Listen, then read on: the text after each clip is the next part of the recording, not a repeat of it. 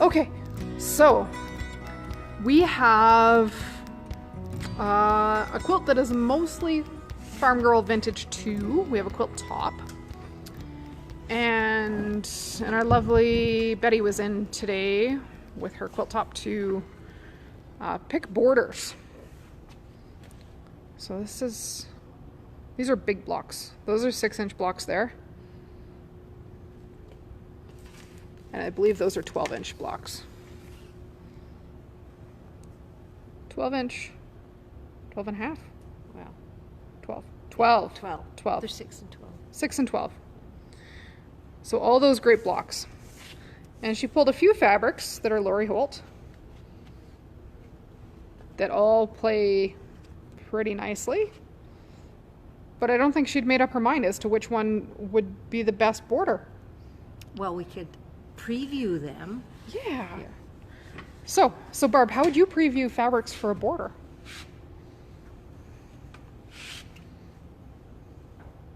Ooh, that one's pretty good. That one's pretty good.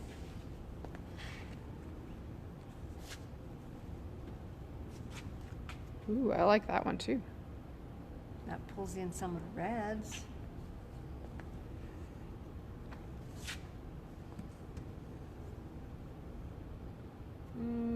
Color's a little off. Yeah, that blue isn't quite the same. So when you're picking borders for your quilt, you have tons of options. You can pull something that's gonna contrast a lot or contrast a little. This is a really busy quilt already. So something like this one might be too busy. I might think that's too much. Neil's vote was the first one we did. Just the plain aqua with the little squares. I'm not sure it's the right teal either. Maybe It's that's closer. That's closer. That's closer. So to see what it looks like, this is a very soft look, and this is what Betty usually chooses. But maybe you want to go bold with one of the reds. Ooh, I like the navy.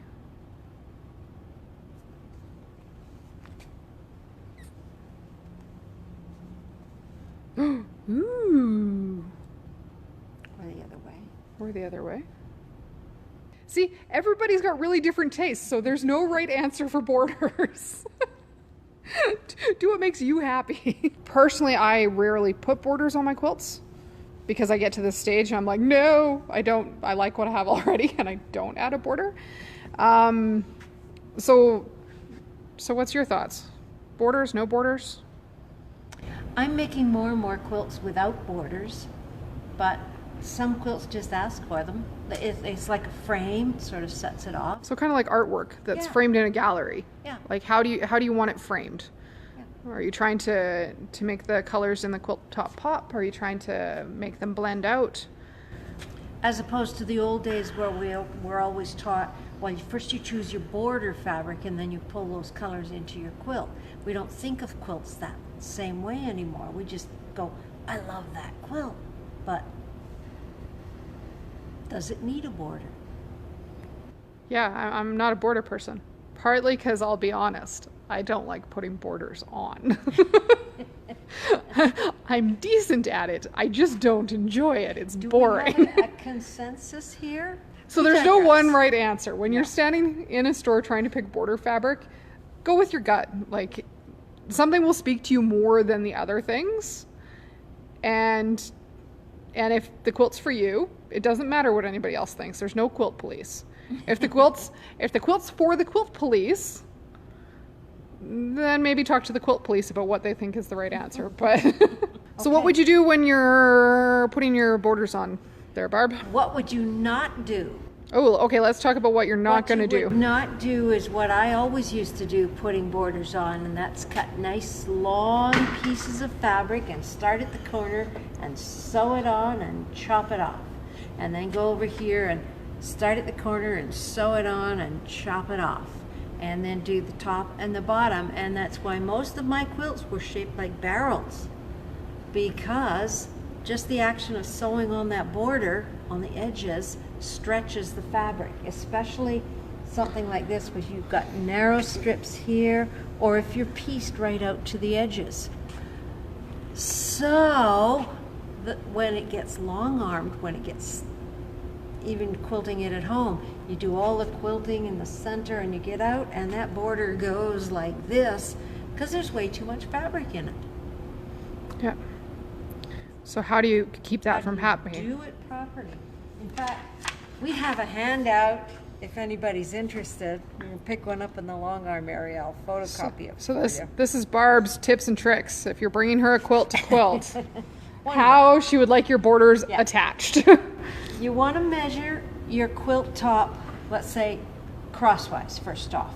3 spots, so kind of not right at the bottom, but in a bit, in the middle, and at the top. Add those numbers together because they will most likely be different, and divide by 3 to get an average.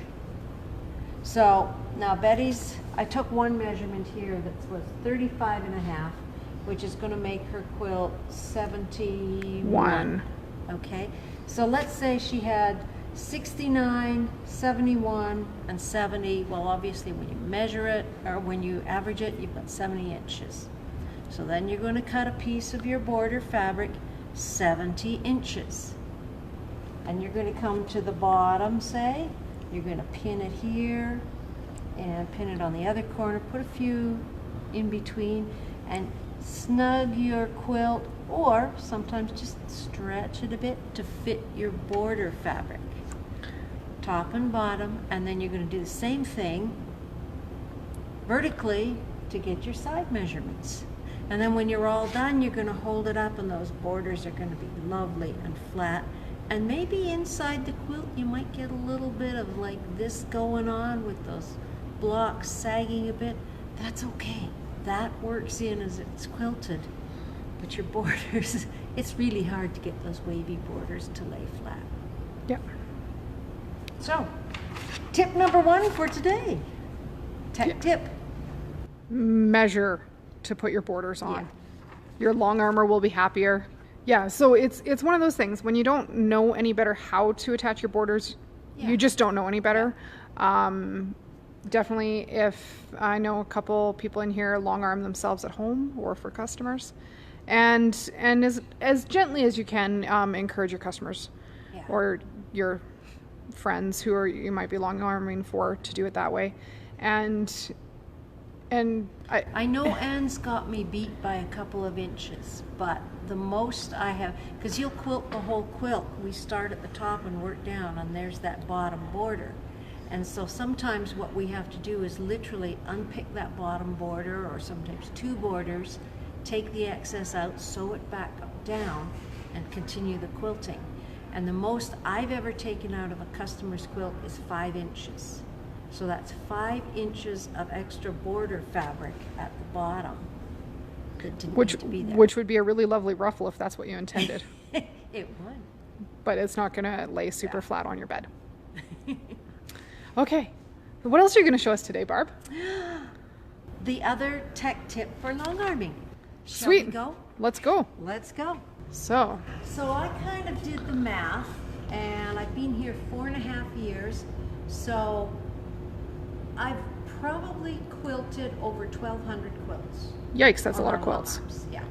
And this is like from everybody. I get all different kinds of backings. We're going to talk backing today, because just like the foundation of a house, if you get your backing right, you can throw anything you want on top of it, and most likely it'll quilt up beautifully. Yeah.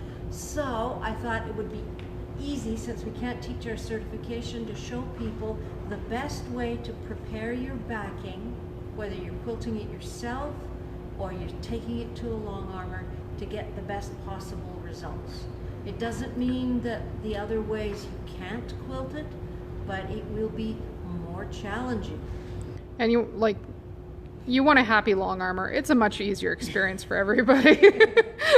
When the long armor is fighting with your quilt, it's not going to be super happy. What I've got here is a honkin' big piece of fabric. And if you're not working with the extra wides, which are sometimes the easier way to go, you generally have lengths of yardage that you sew together to make a piece of fabric big enough to go on your long arm. Now here, we use a product called leader grips, and I'll show you how they work in a minute. It means that our backing fabric has to be about that much bigger than the quilt top at the bottom and at the top, just to get it on the roller and set up and lined up. It's only about 6 inches. You can afford it. Similar on the sides if at all possible. Yeah. Okay? So. And then what kind of seam allowance did you sew these pieces together with? This is something that like I would get from a customer. And I've taken an extra wide seam. Some people take less, but I'm going to take it out and give it back to Dawn. So when I go to load the quilt backing, I line the backing up like this. And if any of you have watched videos of long armors where they pin, send them to me and I'll sell them some leader grips. If I have to pin a quilt on a frame, say doing a customer service kind of thing, I make it look as awful as possible, and I usually stab myself a couple times with the pins, and then I'll get caught on it later on. So there's the bottom of our backing fastened to the roller. So this is just like a clear plastic clip, Yep. and we've got a rod inside the end of our leader that it clips onto. It's magic. So now I'm going to start rolling the backing onto the roller. And our goal is to get our backing as nice and flat and smooth as possible. I like to walk back and forth. Sometimes you can roll from the center. Like this. You smooth it out. So we don't want to leave puckers in the back of your quilts. Yeah. Doesn't usually make the customer happy. Oh my goodness, look what's happening here. Ooh. What's going on there, Barb? Why? It's getting wrinkles. Ooh. The circumference, the distance around this roller is 7 inches. Now this piece of fabric happens to be 100 inches long. Okay. On a 96-inch piece of fabric, so close to 100, there will be 14 layers of fabric on this roller. Except where that seam is sitting, look at that. That's really awful. Yikes. Because that seam has 1, 2, 3 layers of fabric.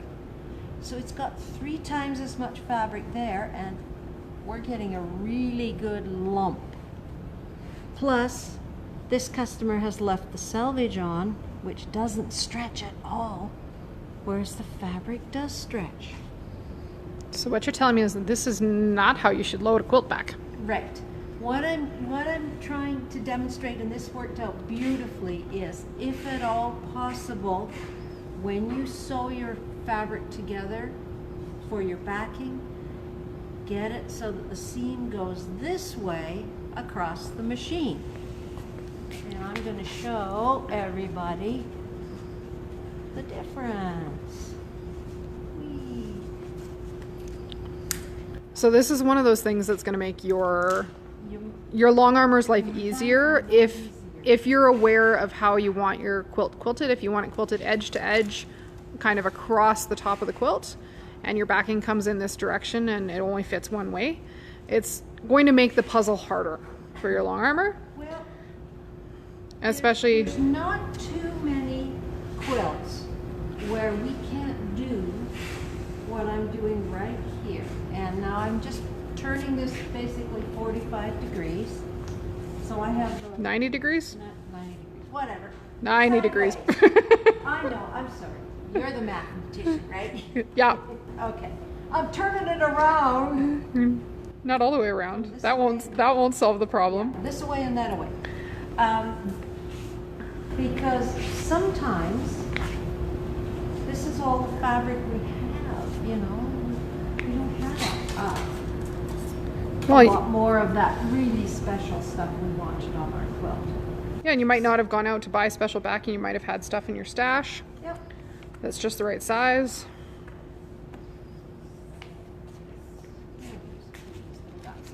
So what we can do is turn the backing. So if that was the top of the backing and the seam was running vertically, we can turn it. So now the top of the backing is here.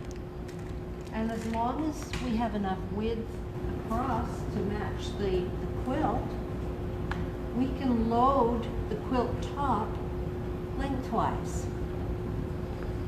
Now obviously if we're quilting, oh I don't know, dinosaurs or cement trucks that we particularly want to go across the quilt, that would work.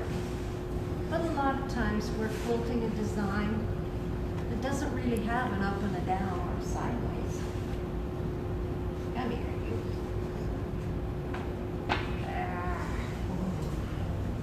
Oh,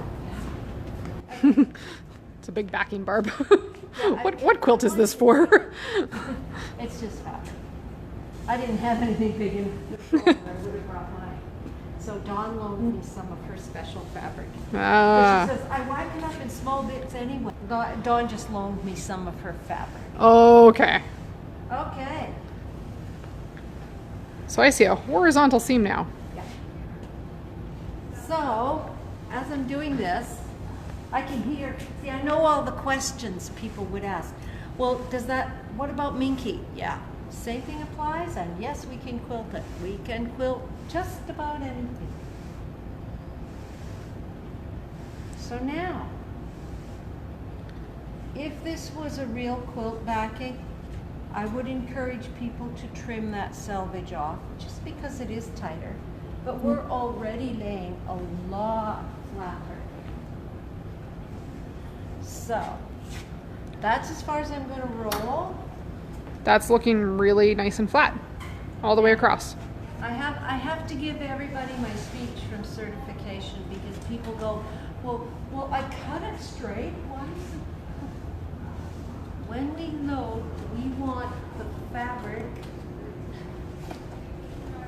to be nice and relaxed and flat. Happy. Okay, so now I've just put my leader up there.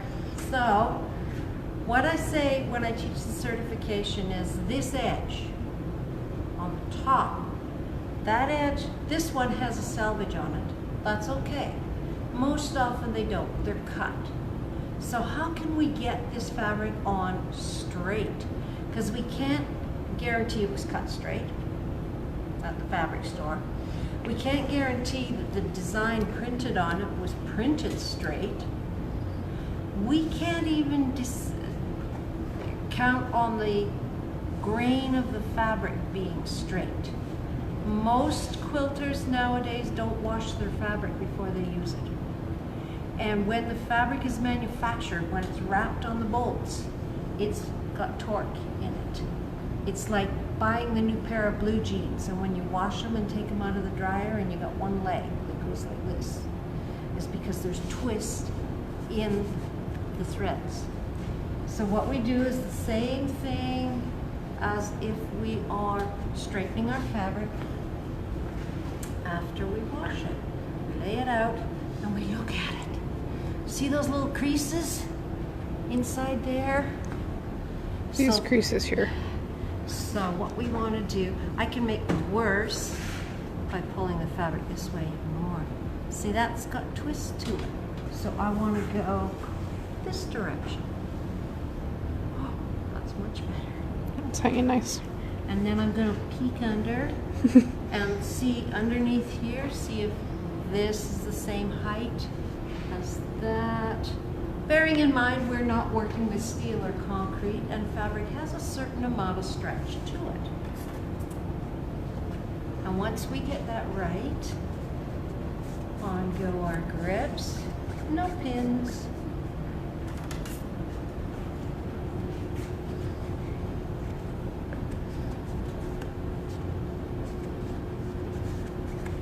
Get a little guy for in there, because we're starting at the top.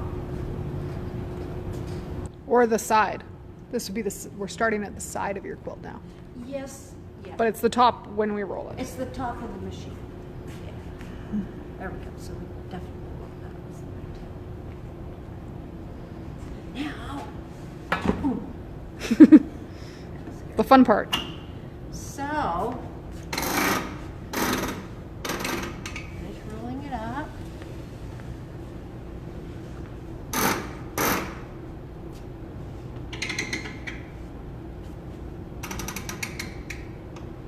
That's laying nice and flat. And we want a little bit of bounce to it. And this is why we need the 6 inches. So we've got about an inch, maybe 2 inches by the time we get to this side of the grip. But then our machine, The machine can't stitch right at the grip. that's There. as far back as that machine will go. So that's another Yeah.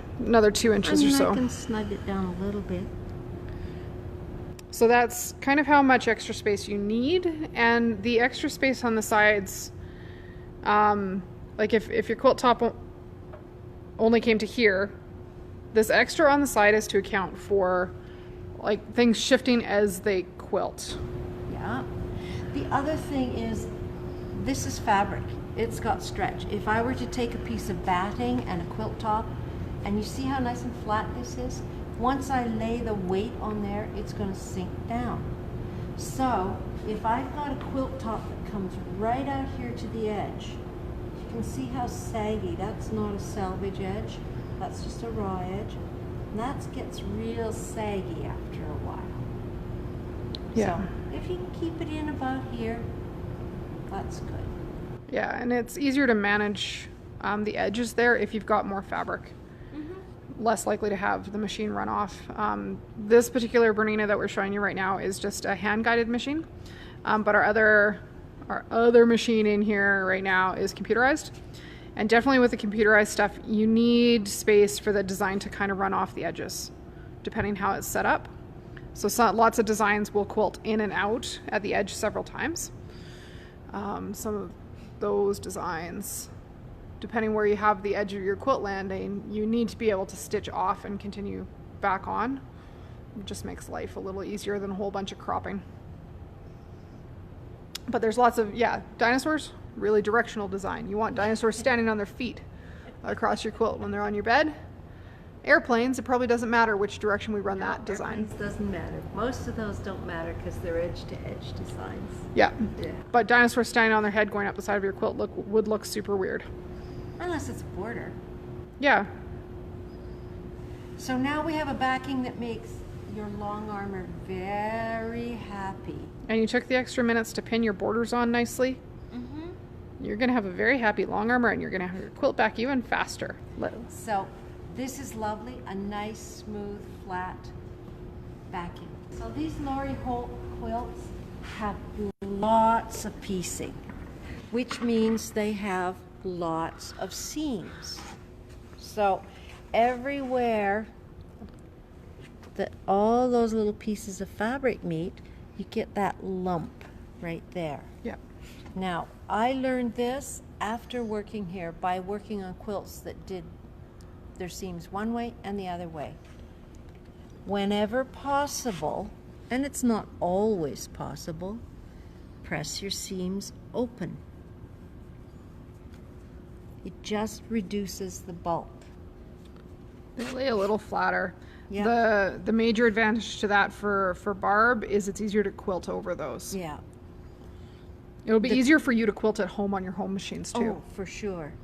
The quilt that's on the other machine right now has some of those joins have got to be almost a ½ an inch thick where all the pieces come together. Yeah. And the foot literally, I have to go around them. I can't go over them. So we get these little nipples sticking up in the corners. Yeah, that's not what we want. Not good, yeah. No. So it's a tip, and you know, if you're really good with the iron is your friend. Pressing things nice and flat, folded to one side, works as well. But if you can, the quilts I get where the seams are pressed open are just so, they're like paper. They just They're lay flatter. Beautiful. Yeah. beautiful. Yeah. So, any other words of wisdom today? Buy lots of fabric, cut it up into small pieces, and sew it back together again, and have fun. I like it.